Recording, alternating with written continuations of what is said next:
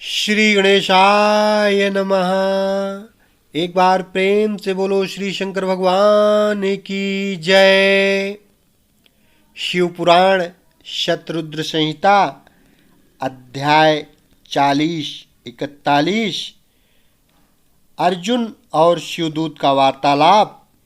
किरात वेशधारी शिव जी के साथ अर्जुन का युद्ध। पहचानने पर अर्जुन द्वारा शिव स्तुति। शिव जी का अर्जुन को वरदान देकर अंतर्धान होना। अर्जुन का आश्रम पर लौटकर भाइयों से मिलना। श्री कृष्ण का अर्जुन से मिलने के लिए वहां पधारना। नंदीश्वर जी कहते हैं, महाज्ञानी सनत कुमार जी, अब परमात्मा शिव की उस लीला को श्रवण करो जो भक्त वत्सलता से युक्त तथा उनकी दृढ़ता से भरी हुई है। तदनंतर शिव जी ने उस बाण को लाने के लिए तुरंत ही अपने अनुचर को भेजा। उधर अर्जुन भी उसी निमित्त वहां आए। इस प्रकार एक ही समय में रुद्रानुचर तथा अर्जुन दोनों बाण उठाने के लिए वहां पहुंचे। तब अर्जुन ने उसे डरा धमकाकर अपना बाण उठा लिया। यह देखकर उस अनुचर ने कहा, ऋषि सत्तम, आप क्यों इस बाण को ले रहे हैं? यह हमारा सहायक है, इसे छोड़ दीजिए। भिल्लराज के उस अनुचर द्वारा यूं कहे जाने पर मुनि श्रेष्ठ अर्जुन ने शंकर जी का स्मरण किया और इस प्रकार कहा। अर्जुन बोले, वनेचर, तू बड़ा मूर्ख है। तू बिना समझे बूझे क्या बक रहा है? इस बाण को तो मैंने अभी अभी छोड़ा है, फिर यह तेरा कैसे? इसकी धारियों तथा पिच्छों पर मेरा ही नाम अंकित है, फिर यह तेरा कैसे हो गया? ठीक है, तेरा कुटिल स्वभाव छूटना कठिन है। नंदीश्वर जी कहते हैं, मुने, अर्जुन का वह कथन सुनकर भिल्ल रूपी गणेश्वर को हंसी आ गई। तब वह ऋषि रूप में वर्तमान अर्जुन को यूं उत्तर देते हुए बोला, रे तापस, सुन, जान पड़ता है तू तपस्या नहीं कर रहा है, केवल तेरा वेश ही तपस्वी का है। क्योंकि सच्चा तपस्वी छल कपट नहीं करता। भला जो मनुष्य तपस्या में निरत होगा वह कैसे मिथ्या भाषण करेगा एवं कैसे छल करेगा? अरे, तू मुझे अकेला मत समझ। तुझे ज्ञात होना चाहिए कि मैं एक सेना का अधिपति हूँ। हमारे स्वामी बहुत से वंचारी भीलों के साथ वहाँ बैठे हैं। वे विग्रह तथा अनुग्रह करने में सर्वथा समर्थ हैं। यह बाण जिसे तूने अभी उठा लिया है उन्हीं का है। यह बाण कभी तेरे पास टिक नहीं सकेगा। तापस, तू क्यों अपनी तपस्या का फल नष्ट करना चाहता है? मैंने तो सुन रखा है कि चोरी करने से, छल पूर्वक किसी को कष्ट पहुंचाने से, विस्मय करने से तथा सत्य का त्याग करने से प्राणी का तप क्षीण हो जाता है। यह बिल्कुल सत्य है। ऐसी दशा में तुझे अब तप का फल कैसे प्राप्त होगा? उस बाण को ले लेने से तू तप से च्युत या कृतघ्न हो जाएगा, क्योंकि निश्चय ही यह मेरे स्वामी का बाण है और तेरी रक्षा के लिए ही उन्होंने इसे छोड़ा था। इस बाण से तो उन्होंने शत्रु को मार ही डाला और फिर बाण को भी सुरक्षित रखा। तू तो महान कृतज्ञ तथा तपस्या में अमंगल करने वाला है। जब तू सत्य नहीं बोल रहा है तब फिर इस तप से सिद्धि की अभिलाषा कैसे करता है? अथवा यदि तुझे बाण से ही प्रयोजन है तो मेरे स्वामी से मांग ले। वे स्वयं इस प्रकार के बहुत से बाण तुझे दे सकते हैं। मेरे स्वामी आज यहाँ वर्तमान है, तू उनसे क्यों नहीं याचना करता? तू जो उपकार का परित्याग करके अपकार करना चाहता है तथा अभी अभी कर रहा है, यह तेरे लिए उचित नहीं है। तू चपलता छोड़ दे। इस पर कुपित होकर अर्जुन ने उससे कई बातें कहीं। दोनों में बड़ा विवाद हुआ। अंत में अर्जुन ने कहा, वनचारी भील, तू मेरी सार बात सुन ले। जिस समय तेरा स्वामी आएगा उस समय मैं उसे उसका फल चखाऊंगा। तेरे साथ युद्ध करना तो मुझे शोभा नहीं देता, अतः मैं तेरे स्वामी के साथ ही लोहा लूंगा, क्योंकि सिंह और गीदड़ का युद्ध उपहासास्पद ही माना जाता है। भील, तूने मेरी बात तो सुन ही ली, अब तू मेरे महान बल को भी देखेगा। जा, अपने स्वामी के पास लौट जा, अथवा जैसी तेरी इच्छा हो वैसा कर। नंदीश्वर जी कहते हैं, मुने, अर्जुन के यूं कहने पर वह भील जहां शिवावतार सेनापति किरात विराजमान थे वहां गया और उन भील राज से अर्जुन का सारा वचन विस्तार पूर्वक कह सुनाया। उसकी बात सुनकर उन किरातेश्वर को महान हर्ष हुआ। तब भील रूपधारी भगवान शंकर अपनी सेना के साथ वहां गए। उधर पांडुपुत्र अर्जुन ने भी जब किरात की उस सेना को देखा तब वे भी धनुष बाण ले सामने आकर डट गए। तदनंतर किरात ने पुनः उस दूत को भेजा और उसके द्वारा भरतवंशी महात्मा अर्जुन से यूं कहलवाया। किरात ने कहा, तपस्विन, तनिक इस सेना की ओर तो दृष्टिपात करो। अरे, अब तुम बाण छोड़कर जल्दी भाग जाओ। क्यों तुम इस समय एक सामान्य काम के लिए प्राण गंवाना चाहते हो?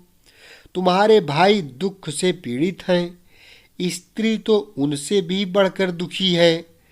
मेरा तो ऐसा विचार है कि ऐसा करने से पृथ्वी भी तुम्हारे हाथ से चली जाएगी।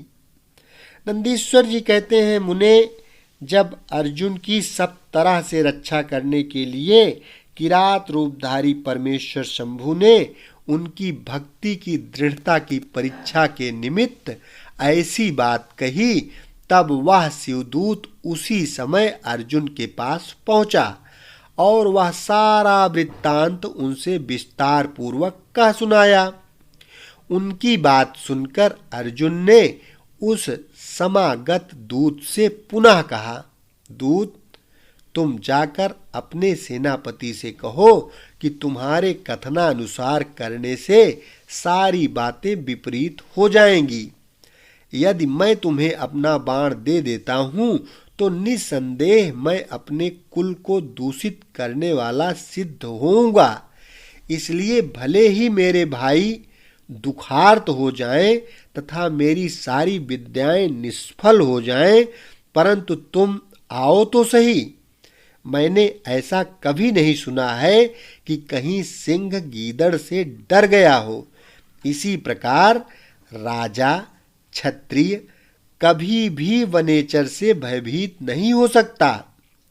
नंदीश्वर जी कहते हैं, मुने, अर्जुन के यूं कहने पर वह दूत पुनः अपने स्वामी के पास लौट गया और उसने अर्जुन की कही हुई सारी बातें उनके सामने विशेष रूप से निवेदन कर दी। उन्हें सुनकर किरात वेशधारी सेनानायक महादेव जी अपनी सेना के साथ अर्जुन के सम्मुख आए। उन्हें आया हुआ देखकर अर्जुन ने शिव जी का ध्यान किया, फिर निकट जाकर उनके साथ अत्यंत भीषण संग्राम छेड़ दिया। इस प्रकार गणों सहित महादेव जी के साथ अर्जुन का घोर युद्ध हुआ। अंत में अर्जुन ने शिव जी के चरण कमल का ध्यान किया। उनका ध्यान करने से अर्जुन का बल बढ़ गया। तब वे शंकर जी के दोनों पैर पकड़कर उन्हें घुमाने लगे। उस समय भक्तवत्सल महादेव जी हंस रहे थे। मुने, भक्त पराधीन होने के कारण वे अर्जुन को अपनी दास्ता प्रदान करना चाहते थे। इसलिए उन्होंने ऐसी लीला रची थी, अन्यथा ऐसा होना सर्वथा असंभव था। तत्पश्चात शंकर जी ने भक्त परवशता के कारण मुस्कुराकर वहीं अपना सौम्य और अद्भुत रूप सहसा प्रकट कर दिया। पुरुषोत्तम शिव जी का जो स्वरूप वेदों, शास्त्रों तथा पुराणों में वर्णित है तथा व्यास जी ने अर्जुन को ध्यान करने के लिए जिस सर्व सिद्धिदाता रूप का उपदेश दिया था, शिव जी ने वही रूप दिखाया। तब ध्यान द्वारा प्राप्त होने वाले शिव जी के उस सुंदर रूप को देखकर अर्जुन को महान विस्मय हुआ। फिर वे लज्जित होकर स्वयं पश्चाताप करने लगे। अहो, जिनको मैंने प्रमुख रूप से वर्ण किया है, वे त्रिलोकी के अधीश्वर कल्याणकर्ता साक्षात स्वयं शिव तो ये ही है। हाय, इस समय मैंने यह क्या कर दिया। अहो, भगवान शिव की माया बड़ी बलवती है, वह बड़े बड़े मायावियों को भी मोह में डाल देती है। फिर मेरी तो बिसात ही क्या है। उन्हीं प्रभु ने अपने रूप को छिपाकर यह कौन सी लीला रची है। मैं तो उनके द्वारा छला गया। इस प्रकार अपनी बुद्धि से भली भांति विचार करके अर्जुन ने प्रेम पूर्वक हाथ जोड़कर एवं मस्तक झुकाकर भगवान शिव को प्रणाम किया। फिर खिन्न मन से यूं कहा। अर्जुन बोले, देवाधिदेव महादेव, आप तो बड़े कृपालु तथा भक्तों के कल्याण करता हैं। सर्वेश, आपको मेरा अपराध क्षमा कर देना चाहिए। इस समय आपने अपने रूप को छिपाकर यह कौन सा खेल किया है। आपने तो मुझे छल लिया। प्रभु, आप स्वामी के साथ युद्ध करने वाले मुझको धिक्कार है। नंदीश्वर जी कहते हैं, मुने, इस प्रकार पांडुपुत्र अर्जुन को महान पश्चाताप हुआ। तत्पश्चात वे शीघ्र ही महाप्रभु शंकर जी के चरणों में लौट गए। यह देखकर भक्तवत्सल महेश्वर का चित्त प्रसन्न हो गया। तब वे अर्जुन को अनेकों प्रकार के आश्वासन देकर यूं बोले। शंकर जी ने कहा, पार्थ, तुम तो मेरे परम भक्त हो, अतः खेद न करो। या तो मैंने आज तुम्हारी परीक्षा लेने के लिए ऐसी लीला रची थी, इसलिए तुम शोक त्याग दो। नंदीश्वर जी कहते हैं, मुने, यूं कहकर भगवान शिव ने अपने दोनों हाथों से पकड़कर अर्जुन को उठा लिया और अपने तथा गणों के समक्ष उनकी लाज का निवारण किया। फिर भक्तवत्सल भगवान शंकर वीरों में मान्य पांडुपुत्र अर्जुन को सब तरह से हर्ष प्रदान करते हुए प्रेम पूर्वक बोले।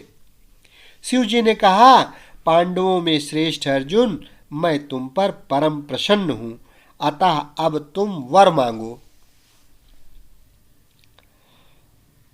इस समय तुमने जो मुझ पर प्रहार एवं आघात किया है, उसे मैंने अपनी पूजा मान लिया है। साथ ही यह सब तो मैंने अपनी इच्छा से किया है, इसमें तुम्हारा अपराध ही क्या है। अतः तुम्हारी जो लालसा हो वह मांग लो, क्योंकि मेरे पास कोई भी ऐसी वस्तु नहीं है जो तुम्हारे लिए अदेय हो।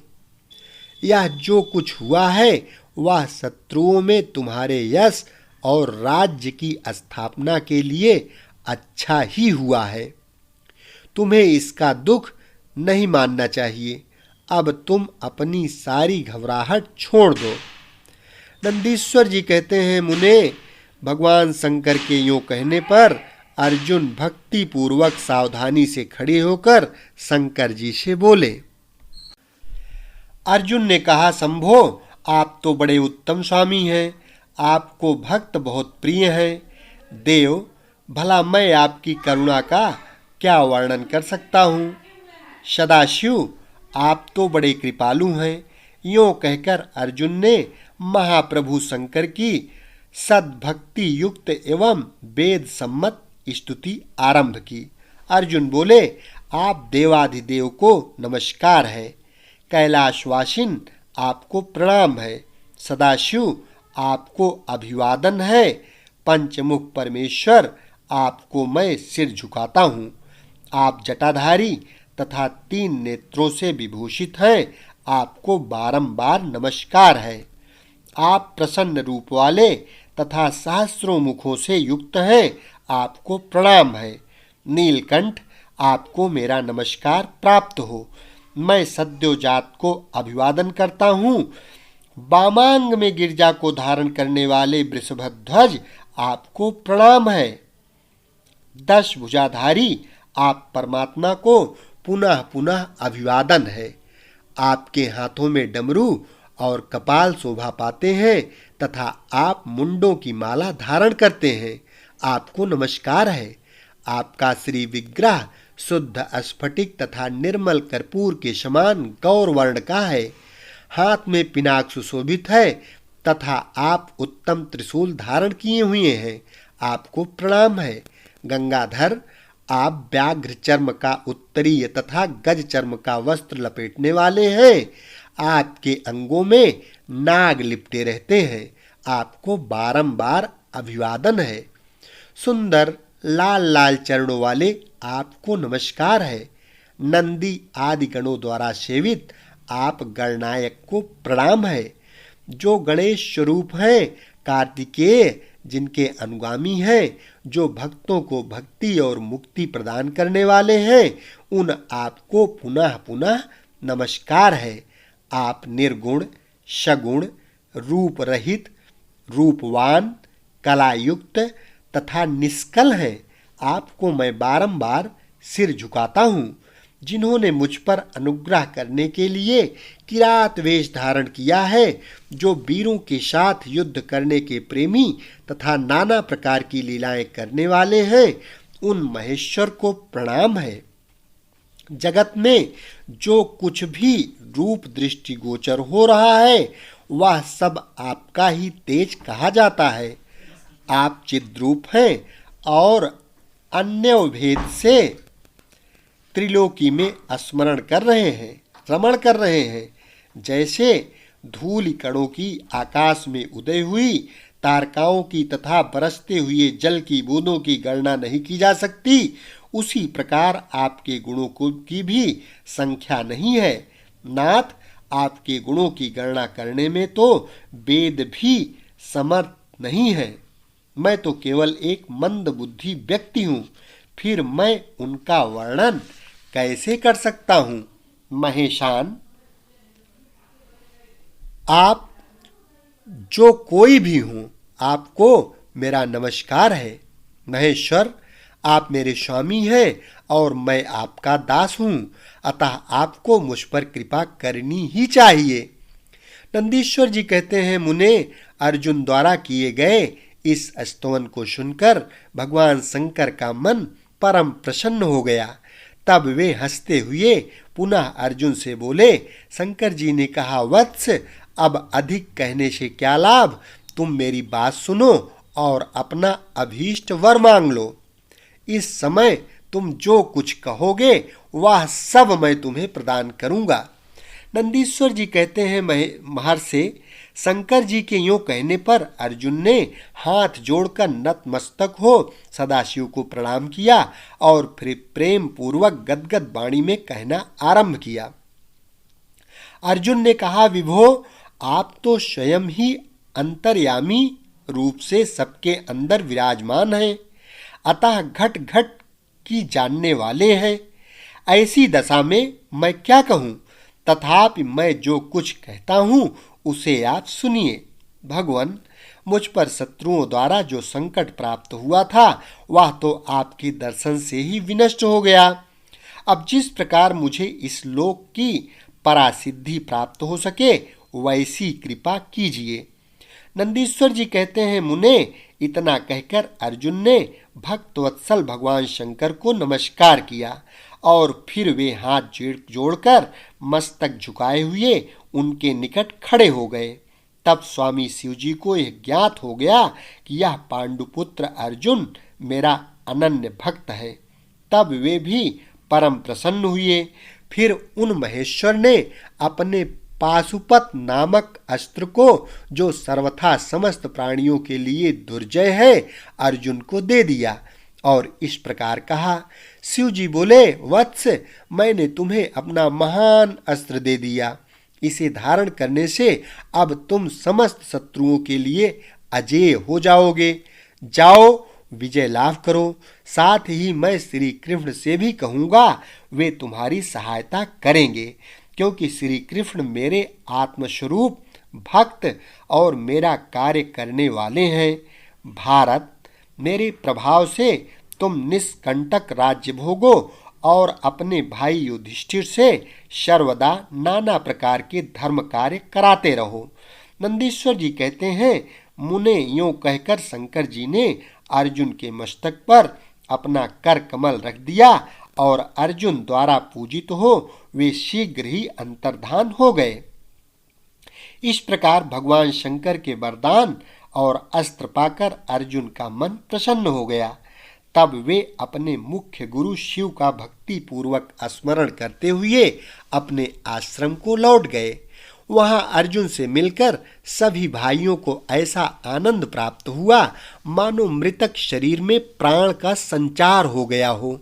उत्तम व्रत का पालन करने वाली द्रौपदी को अत्यंत सुख मिला। जब उन पांडवों को यह ज्ञात हुआ कि शिव जी परम संतुष्ट हो गए हैं, तब उनके हर्ष का पार नहीं रहा। उन्हें उस संपूर्ण वृत्तांत के सुनने से तृप्ति ही नहीं होती थी।